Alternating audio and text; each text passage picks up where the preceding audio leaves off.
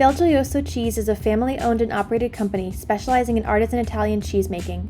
Using only natural ingredients and fresh, local Wisconsin milk, master cheesemakers handcraft a full line of exceptional cheeses, guided by a commitment to quality and a respect for tradition. Ask your distributor about Bel Joso's award-winning fresh mozzarella, burrata, ricotta, mascarpone, American grana, and Parmesan. At Bel Joso, every cheese is a specialty. Hi, and welcome to this week's edition of Extra Serving, a product of Nation's Restaurant News. I am your host, Holly Petrie. This week, we're going to be talking about CosMc's. The highly anticipated debut of McDonald's latest concept happened last week after Investor Day. The concept focuses on specialty beverages and is a drive-thru only concept, with its first location outside of Chicago, and there are plans for 9 more units in Texas over the next few months. This brings us to our next item, specialty beverages. After the rise of brands like Dutch Bros and Seven Brews, brands big and small are seeing the demand for specialty beverages from consumers. In addition to CosMc's, where McDonald's CEO Chris Kempczinski said the brand has a right to win in specialty beverages, Taco Bell is also testing them. Do the big guys have a leg up? Finally, we're going to be talking about Boston Market. The latest development in the brand's saga is that the new owner, Jay Pandya, has declared personal bankruptcy, which could spell a bankruptcy filing for the fast casual brand. This week's interview is Matthew Rudolfker, head of culinary for Local Kitchens. And now it's time to introduce my co-hosts. I'm Leanne Zinsmeister, managing editor for Nation's Restaurant News. And I am senior food and beverage editor, Brett Thorne. Nice to see you, Brett. I like when you're on the podcast. Well, I'll come on whenever you ask. You just don't invite me very often. He wants to be invited more is what he's saying. Yes. I show up if people ask. And you have interesting things to say. It's, if not, I just shut up and I talk a lot. Well, we're talking about a whole specific menu segment today, so I feel like it's the perfect week to have Brett here, because he knows more about that stuff than I do, for sure. He's our expert. I've been doing this a little while. Just a little. And I feel like you're always watching the trends, Brett. You write about trends every single month, but I feel like you've been following the coffee trend for a little bit. You recently wrote a feature about coffee and tea, and I feel like you've been seeing an increase in concepts that are using these in a different way. Yeah, well, I'm actually drinking coffee right now, but this is a automatic drip black coffee. Nothing wrong with that. Not specialty. It was actually sent to me by a coffee company, so that's nice. Nice. I'd mention their name, but that seems like pandering, so I'm not gonna. Yeah, I think the second to most recent feature I wrote was about using coffee as an alcohol substitute in spirit-free cocktails, which is something that's just sort of starting to happen a little tiny bit, but there are so many trends pointing to that happening because coffee consumption is up, energy drink consumption is up. Coffee is, in fact, an energy drink. It's the OG energy drink along with tea. And spirit-free cocktails are up, or mocktails as some people like to call them, but who they're not mocking anybody. And if you don't want to drink, I also hate the word mocktails. You don't want to drink, don't drink. That's fine. That's awesome. I've never thought of it that way, but now I always will. Yeah. Brett's changing people's minds forever. And it's normal now to go to a bar and for there to be zero alcohol options, and that's great. Exactly. So when I was talking with Alicia about specialty beverages this week for First Bite, we were talking about how we feel about specialty beverages, and I said the only one I like is the peppermint mocha from Starbucks, which Leanne introduced me to last year. You're welcome. But that's the only specialty beverage I like. I really am not a specialty beverage person. What about you guys? No. I like a good specialty beverage. I grew up in the land of Sonic Drive-In, which, Holly, have you ever been to a Sonic? No. Jesus. I was afraid of that. Okay. So high school, we would go to Sonic and get like flavored slushies and like that. I'm sure they weren't the first to do that kind of thing, but they were certainly the first brand that I was familiar with that had like a heavy focus on that kind of thing. So yeah, I'm a fan. But I'm not like I need a special little beverage every day. I need coffee every day. I don't need it to be fancy in any capacity. I also love, a black drip coffee, a cold brew. But if I'm at, Dutch Bros when I'm in Texas, if I'm near any of those specialty, if I'm ever near a CosMc's, which actually they're opening in Texas next year, so I will be near a CosMc's in the near future.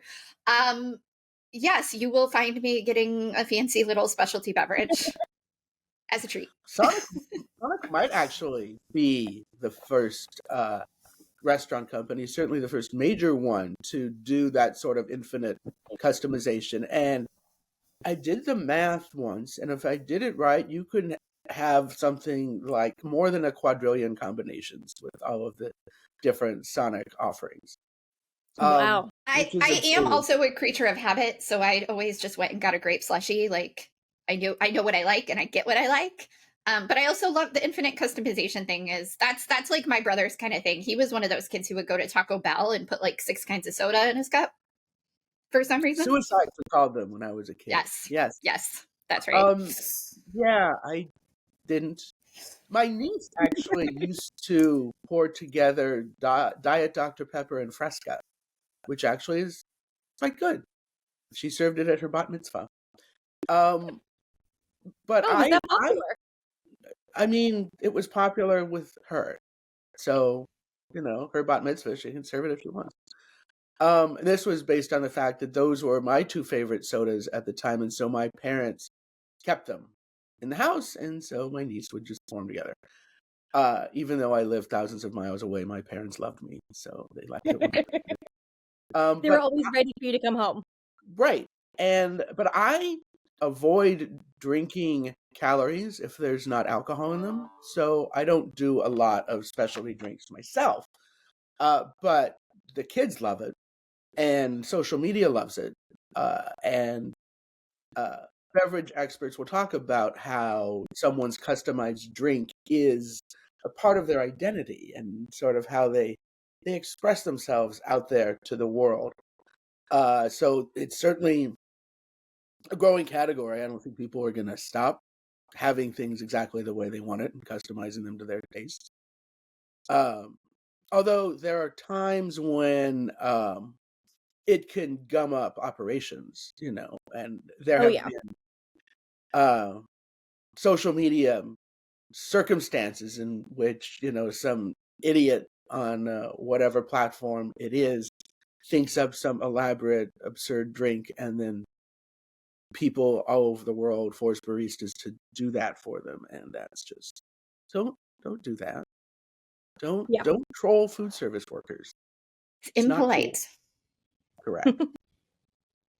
Of nothing else, it's impolite. But it'll also take your drink a long time to get made. Like, it's not. I remember last year we did menu hacks for Starbucks, secret menu hacks for a video, and it took a long time to get those drinks because they were so involved, and they didn't taste that great, but they were very involved to make, and like the workers were fine with it because they were like, there was nobody else in the store. But like, imagine when it's really busy to have to make all those customized drinks. Like, that's not fun. Back at the height of mixology, maybe 10 years ago, when bartenders made all these elaborate cocktails, and often they were called mixologists, not bartenders, but they developed all these elaborate cocktails before they figured out actually you can batch those complex cocktails and speed up service very quickly. But what food service professionals and I would do when we went into places like that is we'd go in and order like a beer or a glass of wine or something, and then order the fancy cocktail so that we could sit and have something to drink while, the mixologist's magic was worked and we got our drink 20 minutes later. Smart.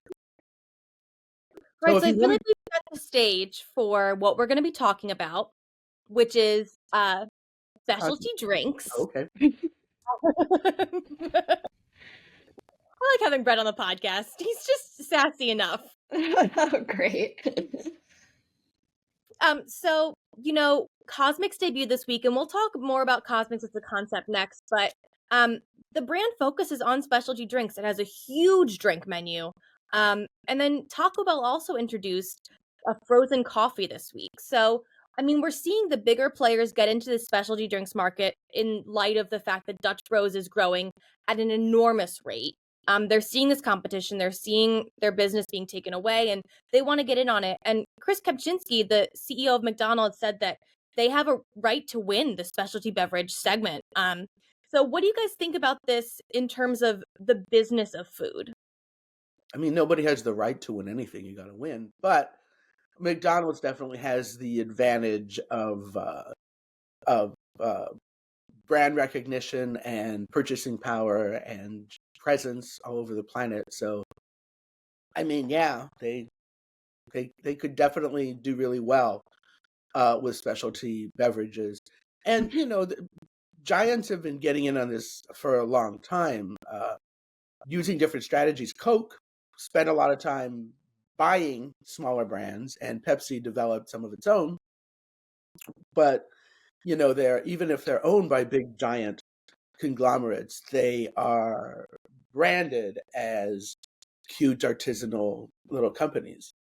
Just as all the big breweries bought a bunch of the little craft breweries, but kept them, and the products continue to be what they are. I was going to say good, but it really depends on what you like, whether they're good or not. But Yeah, consistency is important. name recognition is definitely working in McDonald's favor, and for whatever reason, they played the media game just right last week. Um, which, I mean, sure, but like the dominoes don't always fall where you think they're going to fall. But I felt like I couldn't turn anywhere to any consumer media without hearing about CosMc's. One of my best friends texted me the day after the announcement and asked if I had heard of this new brand from McDonald's, which the phrasing of that question always makes me laugh because, like, yes, I have heard the biggest news in the restaurant industry, but, and she lives in Phoenix. And so, she's hearing about this brand, which is launching in Chicago and being tested in Dallas next year. Like everybody is talking about this thing. And like, sure, McDonald's, like it has the power in the restaurant industry, the money, no doubt, and the name recognition. And I think that's kind of a perfect storm. I hope it doesn't push out, the Dutch Bros and not that Dutch Bros is a small company at this point by any means. I mean, they're a massive public company. But they do what they do really well. And so I, would hate to see McDonald's push them or anyone else out of the market. But I'm also excited and intrigued to see what McDonald's, I mean, I think this is the first time McDonald's has like launched its own totally separate brand. They have a history of purchasing other brands. They used to own Chipotle, Donato's, a variety of others. But I think this is the first one that they've like created from scratch other than McDonald's. So I'm curious to watch it unfold and see what the long-term strategy is here. I mean, there is the McCafe brand, but Sure. I don't know that they opened any actual McCafes. I should know that. I don't know, or if that's just an in-store. That's a good question, but we don't have. Well, it could be like that thing where, when someone is asking a question on a podcast and can't think of something, but when you're listening to it, you're like, I know the answer. That's probably what's happening right now to a few of our listeners. Sorry to all the listeners about the very obvious thing that I obviously am not thinking of right now, but you'll just have to email us and let me know. Please write in and let us know. Yeah. We love hearing from you. So I mean, like when we talk about CosMc's, we're talking about the fact that McDonald's is creating this whole new brand. And what I found really interesting is that the people that I'm seeing go to CosMc's on the internet are not the same customer as the customer at McDonald's.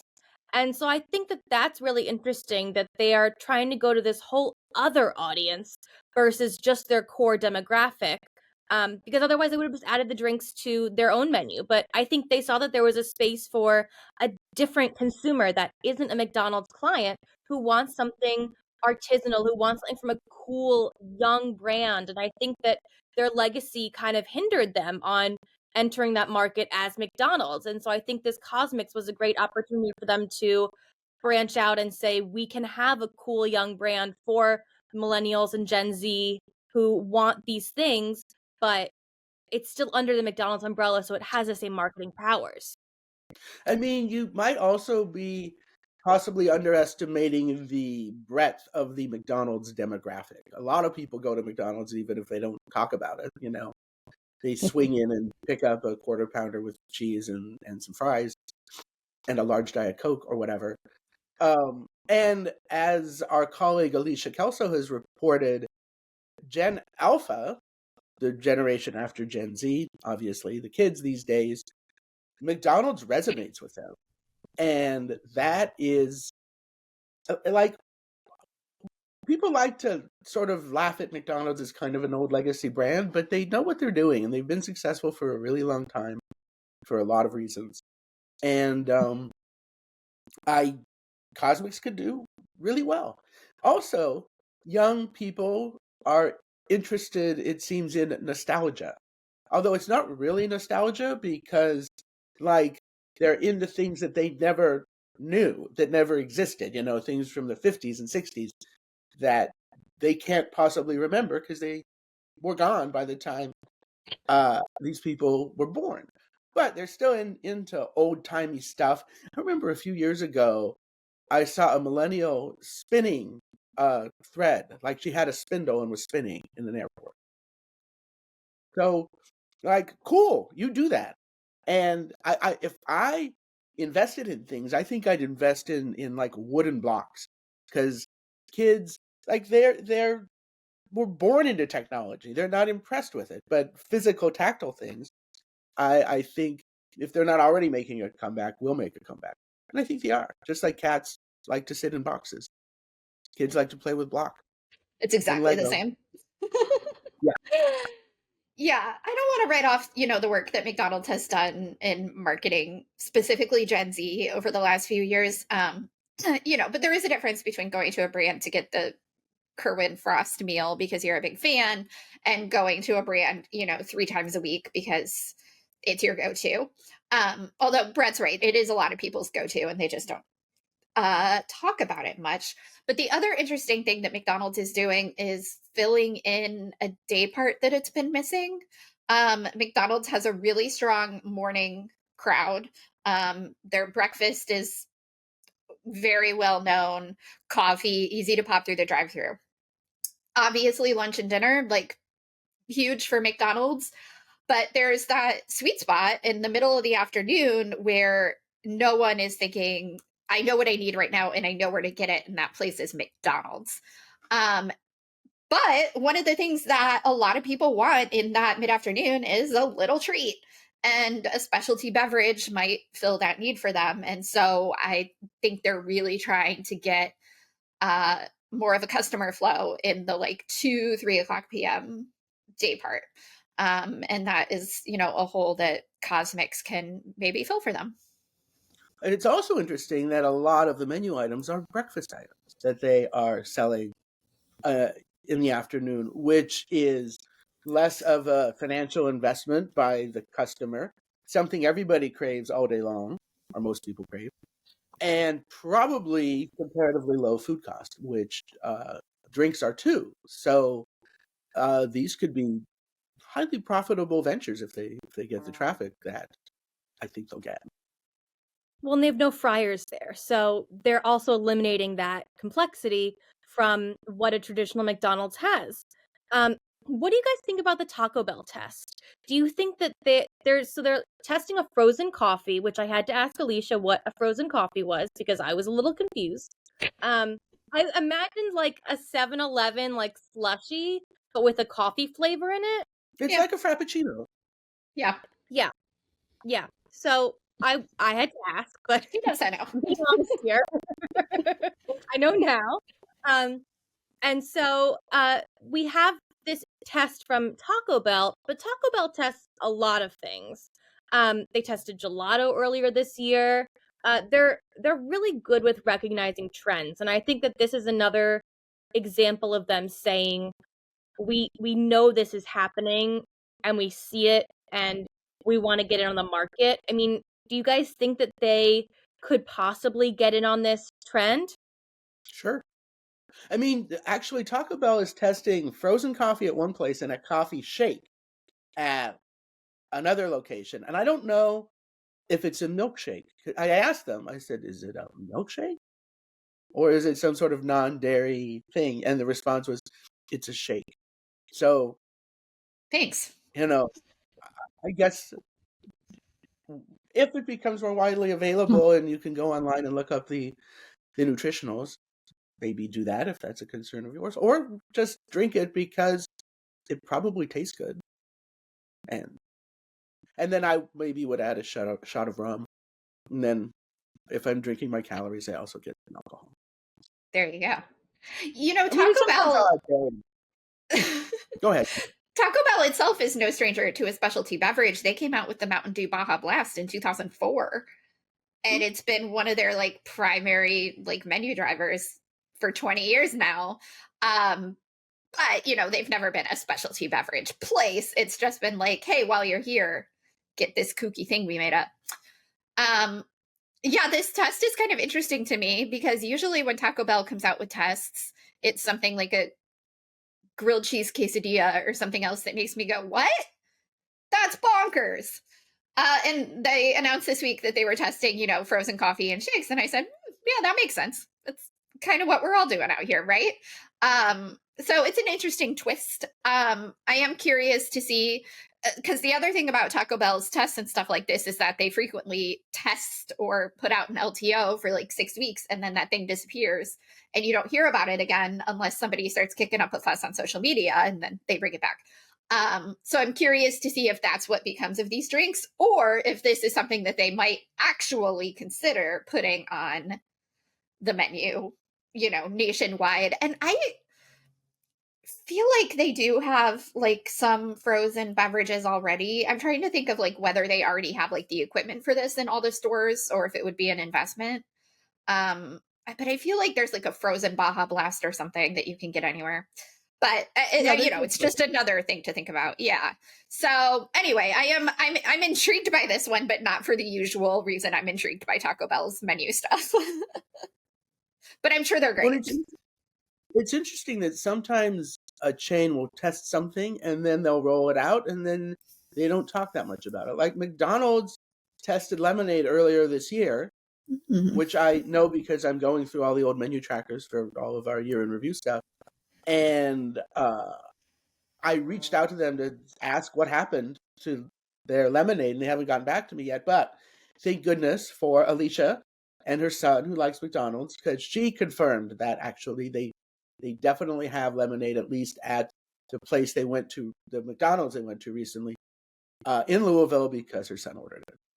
So there's some lemonade at McDonald's. Maybe I should swing by a McDonald's. It was a whole trend. We did a whole gallery just on like new lemonades this year.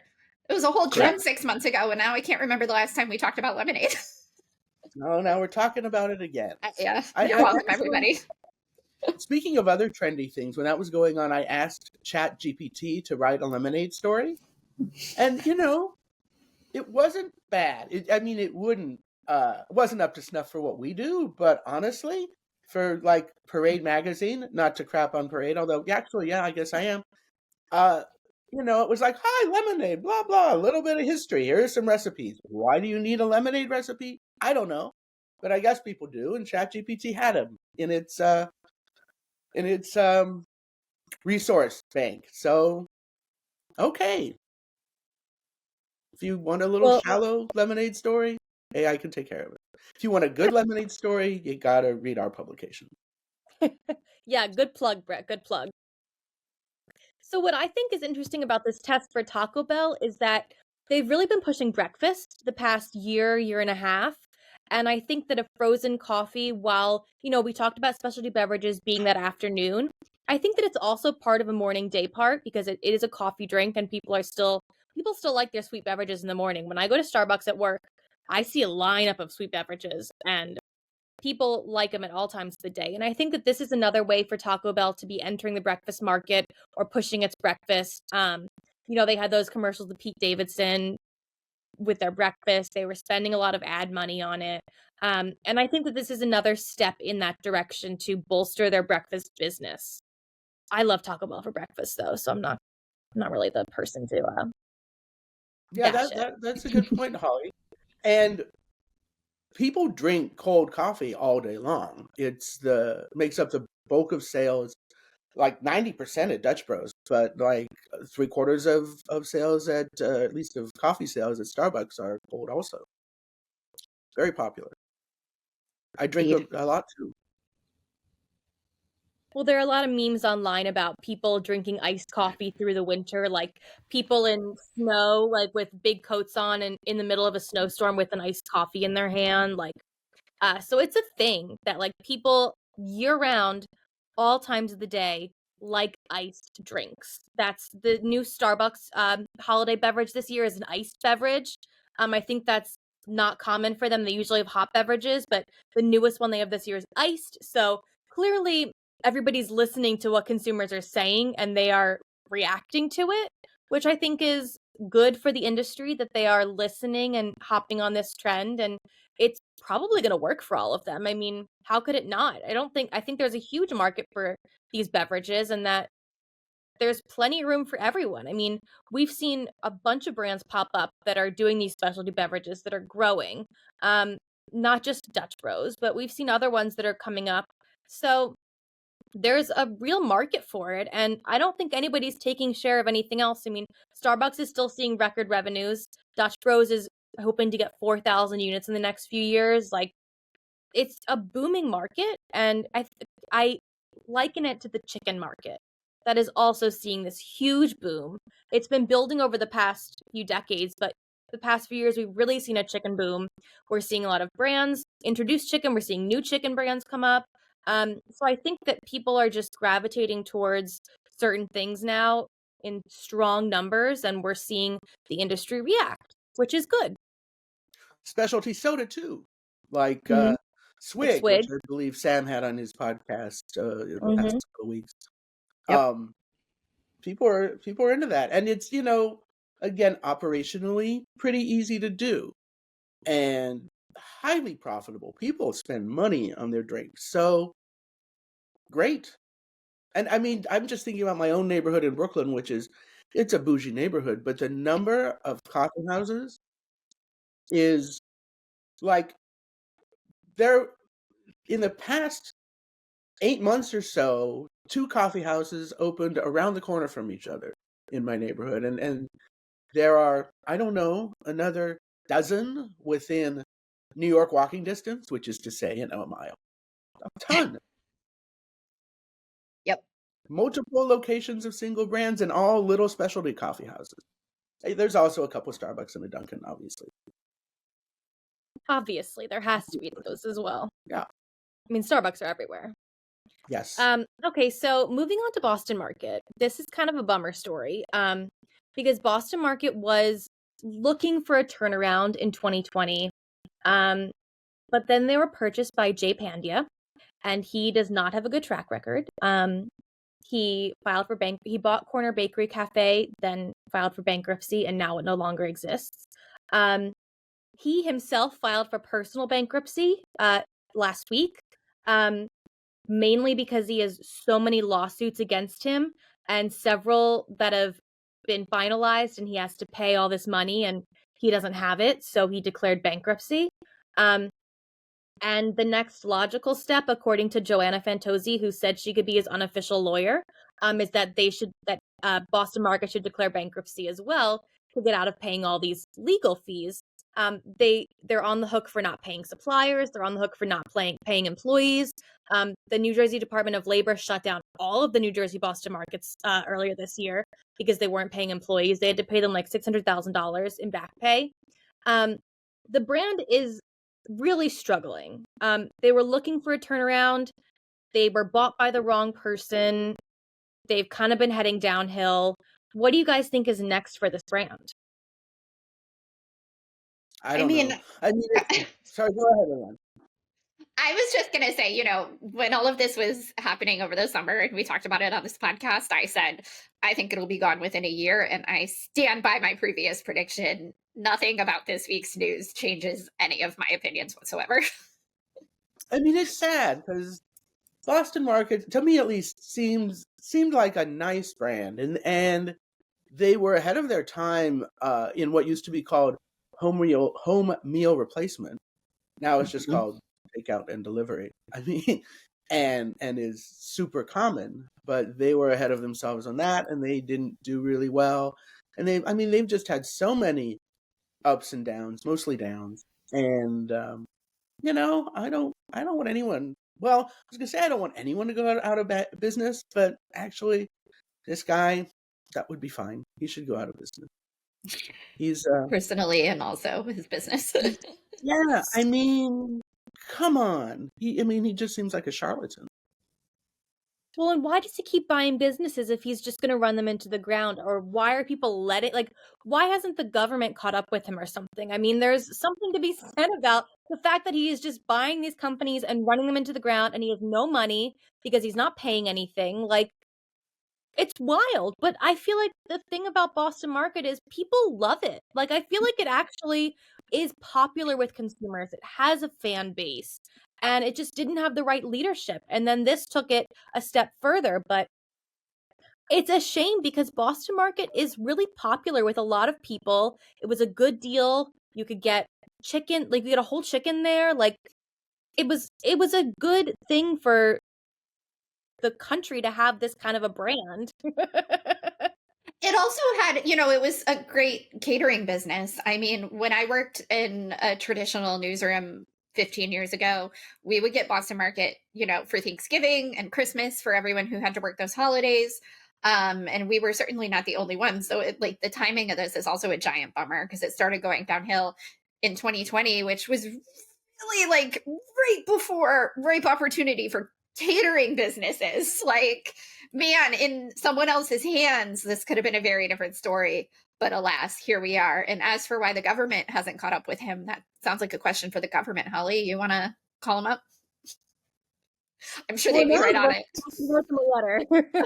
But now supermarkets take care of a lot of that. I mean, you can get a roast chicken at the supermarket for not very much money, and they have a deli counter with all sorts of great sides and stuff. So that's, but Boston Market could also have played in that game, and they did. But bad management, and I'm not a finance expert, but if you are just a cynical bastard, I'll say, and you offer to buy something for cheap, knowing that you're just gonna break it into pieces and exploit the workers and be awful. The money people can come out ahead, which is just dark and depressing. All right, so Brett, why don't you tell us about your interview? We have you on the podcast today, so you can give us a little preview of what you talked about. Matthew Dofker is the chef of what's called Local Kitchens. It's a series of food halls that bring in local producers, local operators, but then Matt works with them to develop menu items that work specifically well for local kitchens.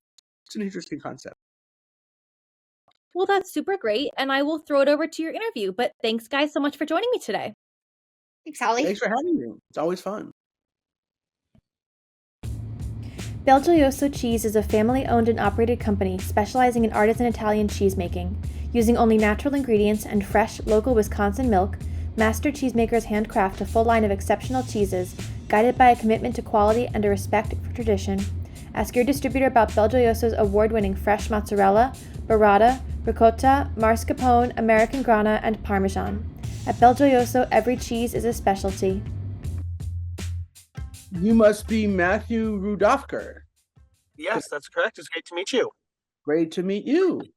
And you are the culinary director of a food hall in the Bay Area, right? Yeah. We try to call ourselves either like a micro food hall, but I run our culinary department among some other fun things for the company. So what does that? It's a micro food hall. How is it micro? So a lot of times when you think of a food hall, you're walking into a pretty expansive space with a lot of different stalls of different restaurants that are each their own independent operation. For us in Local Kitchens, our real estate really is a lot of the same ones that a lot of fast casual restaurants are looking for in, really great suburbs across America, corner lots, freestanding buildings, parking lot. And it's really the similar square footage, anywhere between 1,500 to 2,000 square feet. And we're executing the food for anywhere from 5 to 8 different menus and cuisines from a singular kitchen versus having multiple stalls. I see. So it looks like one restaurant. It's one restaurant, it's one Okay. kitchen, and there's a selection of dishes from different restaurants that we partner with, chefs that we partner with, and we create menus that are different cuisines, different price points, all coming from one kitchen. And do I order them all from the same counter? Yep, you can either order off of the website, off of our app, in store, and you can basically browse. Most of our kitchens have anywhere from 65 to about 100 different dishes that range cuisines from traditional Mexican, fried chicken, burgers, pizza. We have some Asian as well. So you're really able, especially if you're thinking of being the suburban family or a group of school kids, I can go to one place, I can open one app, I can basically order everything for everyone at once and not have to think about, how am I going to take care of everybody's either dietary or cuisine desires. So I'm guessing most people order in advance, but what does it look like when you walk in? If you have, I don't know, 400, 500 different menu items that you can order at one counter, how do they know what to order? It really looks like any sort of fast casual restaurant that you walk into. We have kiosks that you can order from. We have managers that you can talk to. We have menu boards. Most of the menus are really, mostly in that 65 to 100 item, but there's modifiers, there's options to build it, customize it, things like that. So it's really not too dissimilar from any sort of fast casual experience. It's just that we're really trying to give a breadth of selection. So why don't you talk us through all of these different options that I can get when I walk into local kitchens? Yeah, of course. So we have two kind of menus that we really do. We partner with some restaurants and we execute a selection of their greatest hits. So one of our partners is the Melt. It's a well-known burger concept in the Bay Area. They also do griddled sandwiches and mac and cheese. So we partner with them where we're executing some of their greatest hits out of our kitchen. We also partner with a great pizza company out here called Square Pie Guys, where they do Detroit style pizza. So you could also come and, kids could split a pizza, dad could get a burger. We also partner with a restaurant group called Nopalito. And what's unique about them that we did is we actually developed a menu together that is unique to local kitchens, is only available in local kitchens. So Nopalito is like a little bit more of a higher end Mexican restaurant. They do authentic Mexican, locally sourced ingredients. But we collaborated with their chef Gonzalo and their owner Allison to really develop a program that allows them to expand Nopalito and expand the Nopalito brand, but serving the kind of food and price points that the suburban family is really looking for. I see. And also you recently opened an Andy Ricker concept, right?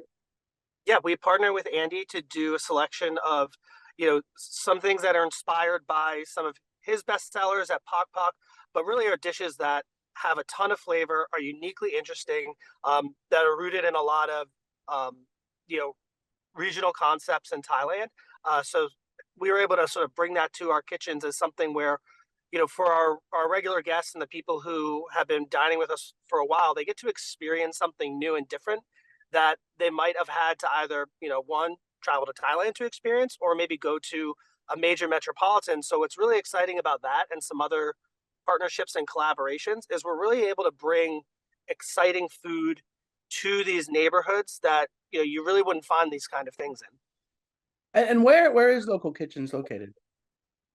So we're based in the Bay Area. We have 11 locations, 3 in Sacramento, and then 8 throughout the Bay, ranging anywhere from Lafayette all the way down to Los Gatos, Campbell, Cupertino, and then we'll be opening early next year a new location in San Bruno. Nice going. And so, is each location, does it offer the same menu items and represent the same restaurants? No, they don't right now. There are some staples that are across most of our locations. Most of our locations, you'll find Nopalito, you'll find the Melt, you'll find Square Pie Guys. But then we have some special, unique things in different kitchens. Whether because we can bring something that's interesting from a geographical perspective, or we're piloting new exciting items that are starting in a few kitchens. But if the guests are really loving it, we'll bring it to the rest. And how do you find the concepts that you want to represent in local kitchens? Or do they approach you? Do you track them down? How does that work? It's both ways. It really starts about thinking about the guest. What is the guest asking for us? What are people wanting to eat? What is the food that they like? What are the price points that they want? And then using that to take a lens for whether we're trying to find a partner who fits that cuisine, that price point, or if it's something we're like, hey, we want to work with a chef like Andy Ricker or Gonzalo from Nopalito and actually build that menu for the guests. So we're really just starting with, one, what does the guest really want, and how do we deliver them that product? How do you figure out what your guests want? I mean, a lot of it's really just talking to them. You can't really be talking to the guests and asking them. At the same time, we're looking at sales data, we're looking at product mix, we're looking at third party, delivery ratings for brands, third party sales mix. What are people ordering with frequency? So, it's got to be that blend of, what does the data say for people's habits, and then what are they demanding from you in person or through, feedback cards. Is there often a contrast between what the data indicates and what your customers actually order? Yeah, there's a couple of those. I would say the biggest one, to be honest, is healthy food. We have healthy food in the kitchen, and we definitely have. Right now we're in a big push on developing a lot of new salads within all of our different menus. But when it comes to then looking at the sales, a lot of things that are selling are burgers and pizza. So there's a very loud voice of we want healthy, and they do want healthy, but then it's really dominated by things that are not necessarily the most healthy. Yeah, I mean, this has been going on for years, and I've seen data that indicates that, like, if you put a menu item on the menu that people think is healthy, they are going to like you more. They're more likely to go to your restaurant, but then they don't order the healthy item. So they're like, I am so glad this restaurant has a salad or whatever. I'm really glad about that, and I am going to order that next time. But right now, what I need is a cheeseburger, a pizza, or whatever it is. And the other part of it is thinking about the veto vote. Like, I'll be honest, I definitely care about health. And if I'm going out with a group of friends and we're going to a restaurant that doesn't have something healthy, even if it's a small part of the product mix, even if it's not necessarily the most healthy, but it's healthier than the rest, I'm probably not going to want to go. So for us, it's important that when we build our menus, we're also thinking about the veto vote when it comes to, both what am I craving and I want to eat, what are my dietary restrictions, and what are my health conscious thoughts. Right. So if you and 7 friends are going somewhere, your healthy menu item might not look like it's a whole bunch of sales, but you brought in 7 other people who wouldn't have been able to go in if they hadn't had something for you, for example. Exactly. That's cool. So what are there super hyper local concepts that you use that don't fit across the whole system, or is it more of a testing a new concept that you introduce it to one place and not necessarily the others? Or what's your thought process when you mix up the different offerings at different locations? Part of it is still us learning, learning what different guests wants, different regions want, and especially as we refine our real estate strategy and looking towards, continued growth. Like, we've opened 11 restaurants in 3 years, which for most restaurant groups is a pretty crazy thing, especially when you're brand new. So it's really refining that playbook. The second thing, which is pretty common with a lot of restaurant groups, is when you're bringing an LTO or bringing a new menu item that maybe is flexing a different culinary or kitchen operations muscle that you haven't flexed before, is to just test it. Make sure it's working. Are the cooks happy? Is the guest happy? Is the food quality coming out the way you want? Dial it in, perfect it before you just, throw something in 11 kitchens that you haven't really dialed in quite enough yet. Yeah, that makes sense. And how did you get involved in local kitchens? Very strangely, John and Monday, who are the founders, were looking for someone who knew restaurants, weren't necessarily sure who or what they were looking for. We kind of got connected through a mutual friend that I had when I was in New York, who was also sort of in the fitness food world that Monday is very connected to. They were probably looking for someone not quite with the level of experience that I have, but we hit it off. It made sense. We had a strong sort of cultural philosophical connection with John and Monday, and decided, hey, let me move across the country and give this a go. So what is your background? Yeah, my background is restaurants. I mean, I've worked in everything from fast casual to three Michelin star. Originally from Philadelphia, got into restaurants from a very young age. One of the people who mentored me, Mark Vetri, gave me a job as a kid who's 15, knocking on his door, asking if he could come after school and work for free and learn. And turned 18, moved to New York, worked in a range of restaurants from Blue Hill Stone Barns to Danielle, made my way to Momofuku. I was with Momofuku for 9 years. Was everything from single restaurant chef, multi-property chef. By the time I left there, I was the senior director of operations. Moved back to Philadelphia, where I was the VP of operations for the Schulzen Collective, where we also had a wide variety of restaurants, everything from traditional Italian to sushi to Pan Asian to Italian American to modern American. Then now with local kitchens. So this isn't your first time managing multiple concepts, so that's handy. No, it's a big thing for my career was about like from when I started as a cook was, I wanted to learn a lot about different cuisines, different food, and worked at Italian, worked at seafood, worked at progressive restaurants. Did some stints in Europe at like places like the Fat Duck, and then that kind of migrated to the restaurant groups. Even within Momofuku, while there's a Korean undertone, it was still very different restaurants, different cuisines, and then similarly with Schulzen Collective, a wide range of styles of restaurants from quick service sushi to fine dining steakhouse. Yeah, is Mark Vetri mostly? I mean, I love all of his food, but it's mostly like Italian-ish, right? Yeah, it's really traditional regional Italian. That's definitely where I got my start. I probably moved from a cuisine perspective very far away from that over the years, but that's definitely where I got my start. Although Italian and California food are kind of related in that it's all about the ingredients, which is Oh, absolutely. Yeah, absolutely. I mean, you see the parallels in the wine industry as well between California and Italy.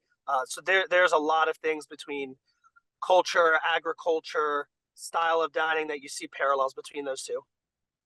makes sense. So what is your job? Like, is a lot of it just sort of blocking and tackling and managing supply chain and all of that? Because you do a bit of product development, but you have chefs with their own concepts who also are a big part of that, I assume.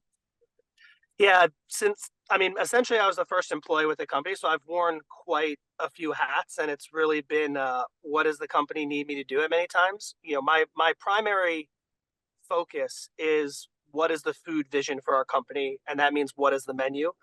That's a combination of working with our partners and what items do we sell from their menus and who are the new partners that we're bringing, and then also our projects where we're developing new menus, whether it be the one we did with Andy, the one we did with Nopolito. We have a few that we're working on right now. We're going to be bringing a new fried chicken menu to all of our locations next month. We've been putting a lot of work into that. And that includes supply chain as well. So really, like, what is the food vision for local kitchens? And you're 3 years old and still evolving, it sounds like, which is cool and fun. Yeah, I think that. Oh, go ahead. So what are the more popular concepts at all of the different locations?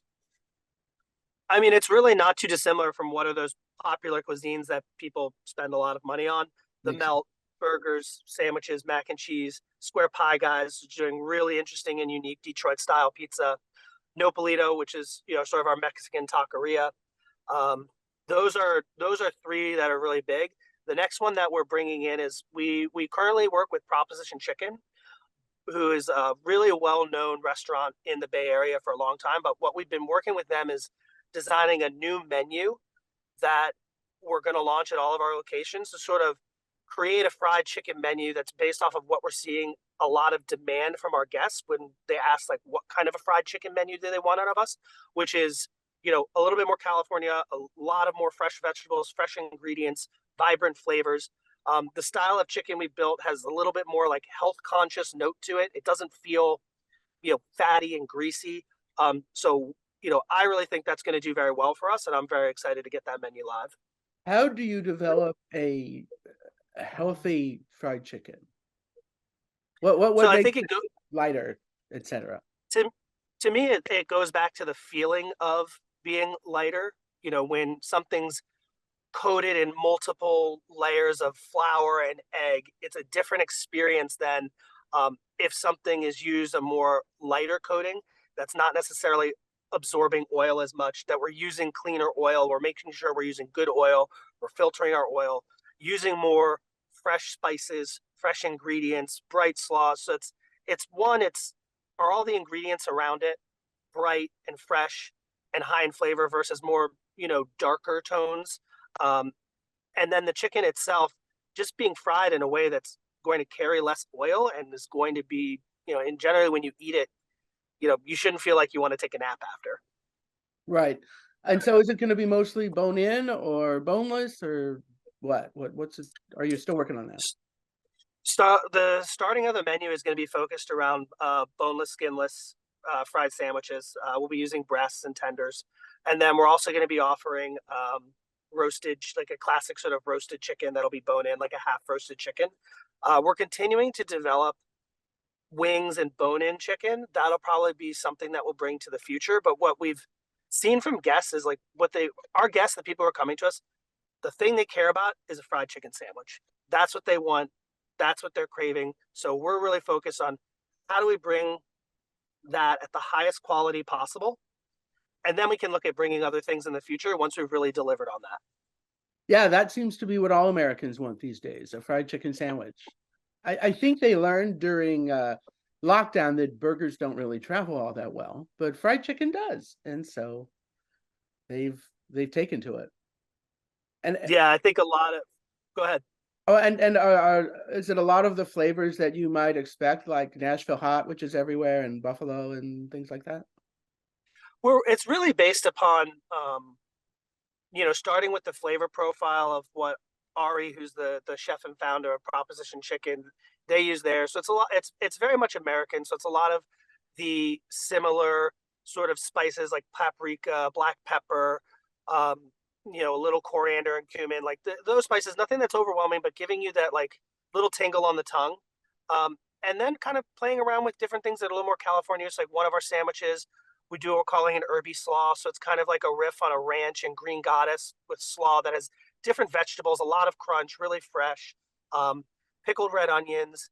We're doing a spicy version where we're doing a honey habanero aioli. So it's, got those things that you might see from hot chicken, but with a little bit of different flavor profiles. And then what's really fun is we put a candied jalapeno on it. So it gives it this really sort of interesting twist or riff that you probably that you're really not going to see from, a fast food restaurant, because we're just putting a more chef driven lens on it. But nonetheless fits into sort of the flavor profiles that people are looking for, like spicy and sweet together in a candied jalapeno. But I think I interrupted you as you were going to say something else about fried chicken sandwiches that might have been interesting. Do you remember what it was? I mean, I think in general, what we're really trying to do is I look at the fried chicken market and, you have Chick-fil-A, which is obviously great, but it's definitely a down market product. You have Shake Shack that's a little bit above that, but still is not really going up. And then you kind of have this big void. And then you go to the chef driven where, it's probably a sandwich, you might eat once a month. It's got really bold flavors. It's really unique, but there's this big void of like, what is, lack of a better term, ideally better than fast food. and has really unique flavors that I could eat once a week, multiple times a week. I bring my family after the baseball game, but it's not this chef-driven thing that's like, honestly, in my opinion, sometimes it's a little too polarizing. And while amazingly delicious, is not something you crave with frequency. So we're really trying to thread that needle with all of the menus that we're developing to really get in between where it's still chef-driven, but something I can eat, multiple times a week. And I would think almost everything that people order is for takeout. They're not eating it in the restaurant. The majority of our business is takeout. Some of our locations do have a small amount of indoor dining, but about 70+% of our business is takeout. And is that something you take into consideration when you're developing menu items? That it should travel well, it shouldn't drip down your arm when you're driving, that kind of thing? Yeah, absolutely. I mean, when we do tastings for for our teams, when we're developing menus, whether we're doing a tasting for our internal leadership team, whether we're doing a tasting with our partners, we have a saying is like, we don't serve fresh food. That's not what our guest is going to eat. That's not what we should be making judgment on. So, nothing would be put in someone's mouth during a tasting that's under 30 minutes, hasn't been sitting on a counter in a box for 30 minutes. There's going to be a lot of experiences where guests are going to come in. They're going to order, they're going to wait, it's made, it's handed to them, and they're going to sit down and eat it right away. But the majority of our business, it's not going to be consumed for at least 15 minutes. So that should reflect in the development process. And how do you do that? Do you just make it and then put it in a box and walk away and, I don't know, text your friends, whatever. And then... put a timestamp on it, make another, put a timestamp on it, make another, do 15 minutes, do 30 minutes, do 45 minutes, do an hour and a half, do 2 hours, then microwave it. Is it still good microwaved? You really have to think about like what are the different paths your guest is going to do. And I think a great example of that is like, why does Detroit style pizza do so well with us? It's a dense product. It travels well. It retains a lot of heat. It has cheese that's caramelized and baked into the crust. It's able to carry temperature, flavor, and texture for a much longer time than, a Neapolitan style pizza. So we really have to think very heavily about that within our business model. Yeah, that's interesting. I hadn't really thought about that, but makes sense. You want something kind of hefty and bready for your pizza. I mean, I like cold pizza the next day, but it's a different thing. It's a totally different thing. It's interesting. Like I look at a lot of our quality reviews and performance, and with our business, there's an interesting thread around the natural density of a product and its quality and temperature ratings. So, when we're developing or thinking what we're serving, like I keep that in the back of my mind, knowing that, that directly translates to how happy the guest is. Sure. So I imagine that wasn't something you had to worry about much when working for the Scholzen Collective or Danielle. So like, how did you end up developing your testing process once you got to local kitchens? I would say it started with the Scholzen Collective with Okay. COVID. We closed for about a week, and then probably like everybody else reevaluated. Once we knew this was going to be a lot longer than, we all thought it was going to be in the beginning. And, we started out of Double Knot and Sampan, which are really high volume Asian restaurants. One's sushi, one's sort of more Pan Asian. And we opened for delivery, having no idea what we're doing. We're just putting the menu that we serve on delivery, and we're going to put it in boxes. And we got our butts handed to us, and we really had to learn how to change our business and how to design the food and how to adjust for what, became the new reality for months to a year of delivery. And that really then translated over to working, with local kitchens, where still learning and evolving, looking at what really works for the guests, what are they saying about the food, and then breaking that down to, its ingredients and its nature to try to have a deeper understanding of how we need to construct things for this type of guest and the nature of how the product is traveling, from cook to guest mouth. That sounds like a fun process. It is. You get beat up a little bit when you make a mistake. Guests don't like that, but you learn, you fix it, you make it better. Yeah, I mean, that's what working in a restaurant is. What's your favorite part about your job? Yeah, I think it's the opportunity to work with so many different, chefs, restaurant people. It's exciting when you're always have your hand in a different dish in a different cuisine. It's frankly extremely educational. And then working with the cooks where they're learning about, new ingredients, new techniques, things they never heard about before. Yeah, I think we're attracting a lot of talent and people who are really almost going back to school because there's so much new things they're getting to learn about.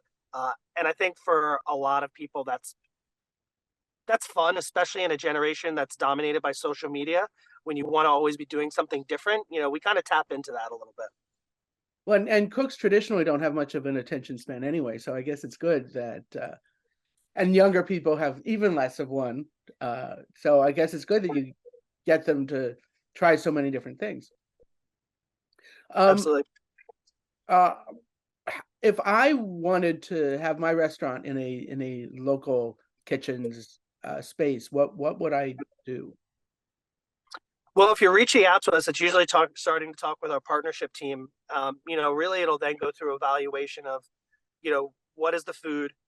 Do we have a space for this? Do we think this food translates? Do we think it works? Do we have space in the kitchen that we can pilot this with? Um, and then we're going in and evaluating what is the quality of the food? Will it work for our business from a traveling perspective? What does supply chain look like? Is this a scalable supply chain?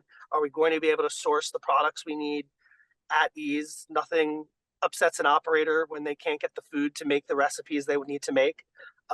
And then from there, we've checked all those boxes. We'd go into a pilot phase, get them into one kitchen, and really start seeing what the data says.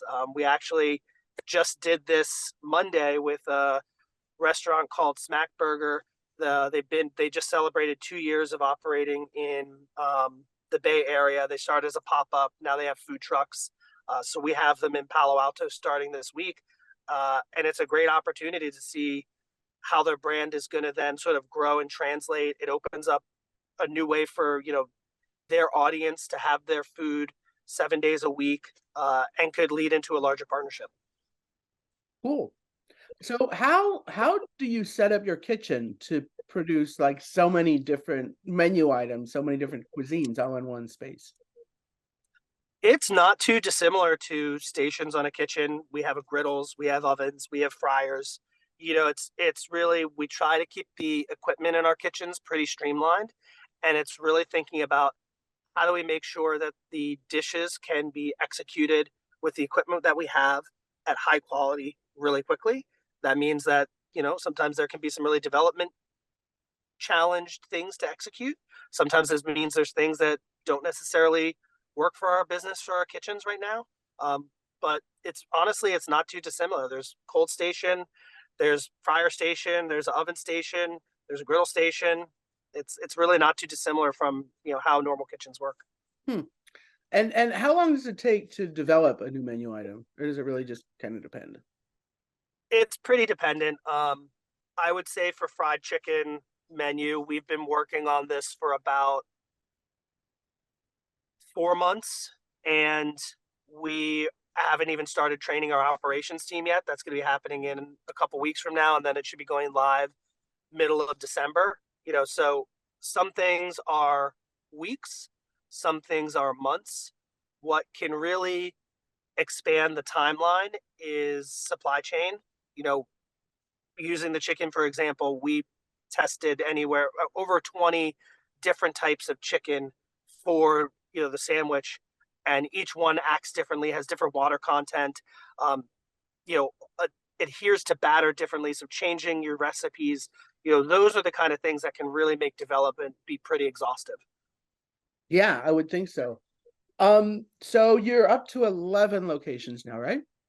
What Correct. are you planning on going beyond the Bay Area, or what's next for you guys? Yep, we're definitely looking at the next market. Can't really say right now what it's going to be. We're still finalizing it between two. I will say there's definitely a lot of appetite for Southern California. But mostly over for this year, we're going to continue building our footprint in the Bay Area. We'll probably get to, I would say, by end of year, 16 to 17 locations in the Bay Area between South Bay and Sacramento. and then really finalizing our next market strategy for late 2024, early 2025. So you're saying that by the end of 2023, you're going to have 16 locations, or the end of 2024? No, end of 2024. Okay, good, because I was worried about your health if you were going to. No, You only I got 6 think weeks my left. wife would. Yeah, my wife would think I was going even crazier than I am. I don't know. It sounds like your job is fun and challenging and cool. I don't want it. Yeah, It's absolutely. harder than I want to work, but